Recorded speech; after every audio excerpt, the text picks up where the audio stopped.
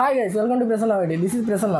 అయితే ఇందాక మ్యాట్నీ షోకి వెళ్ళాను ట్రూ లవర్ మూవీకి. మూవీ అయితే చాలా బాగుంది భయ్య. అండ్ ఈ ట్రూ లవర్ అనే movie directed by Prabhuram Vyas, కొత్త డైరెక్టర్ భయ్య, చాలా బాగా తీశాడు. అండ్ ఇది వచ్చేసరికి తమిళ ఫిలిం, తెలుగులో డబ్ అయింది. అయితే తెలుగులో మనకి ఈ మూవీని ప్రెజెంట్ చేస్తుంది ఎస్కేఎన్ గారు అండ్ మారుతి గారు. అండ్ ఈ మూవీలో యాక్ట్ చేసిన వాళ్ళు hero Manikandan and heroine Gouri Priya. And నేనైతే ఈ సినిమా ట్రైలర్ చూసినప్పుడే సినిమాలో విషయం ఉందని అర్థమైంది. అండ్ ఈ మూవీ చూసేటప్పుడే నాకు కొంచెం భయంగా ఉంది, ఎందుకంటే నేను లవ్ స్టోరీస్కి అంతగా కనెక్ట్ అవును. బట్ ఈ movie writing and screen play మాత్రం చాలా బాగా చేశారు. అండ్ ఇంక మూవీ స్టోరీ విషయానికి వస్తే మాత్రం హీరో హీరోయిన్ 6 years నుంచి లవ్లో ఉంటారు. ఎలా లవ్లో పడ్డారు అనేది మాత్రం మనకి స్టోరీలో రివీల్ చేసుకుంటూ వస్తారు స్క్రీన్ ప్లేలో.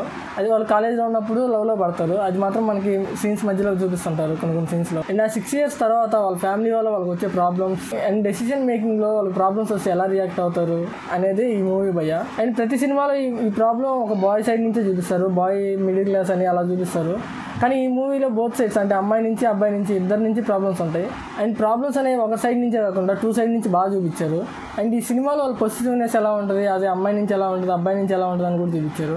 మనకి యాక్చువల్గా పాజిటివ్నెస్ అంటే బాయ్ నుంచే చూపిస్తారు, పక్కన అబ్బాయితో మాట్లాడితే ఎలా ఉంటుంది అలా చూపిస్తారు. అండ్ ఈ మూవీలో రైటింగ్ ఏమైనా చాలా బాగుంది అనిపించింది అంటే హీరోయిన్ బ్రేకప్ టైంలో ఎలా హ్యాండిల్ చేసిద్ది అనేది బాగుంది. జనరల్గా హీరో ఏంటంటే తాగుతాడు అవన్నీ చూపిస్తారు, కానీ హీరోయిన్ ఎలా రియాక్ట్ అయ్యింది అనేది కూడా బాగా చూపించారు ఈ మూవీలో. ఇంకా ఏంట్రా నీ సోది ఈ సినిమాలో నెగిటివ్స్ లేవో అంటే నెగిటివ్స్ కూడా ఉన్నాయి భయ్య.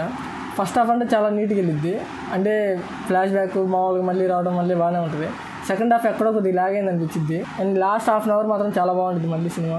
అంటే పే ఆఫ్ ఇస్తూ ఉంటారు ప్రతి పాయింట్, అంటే హీరోయిన్ ఎందుకు అలా చేయాల్సి వచ్చింది, హీరో ఎందుకు అలా చేయాల్సి వచ్చిందని.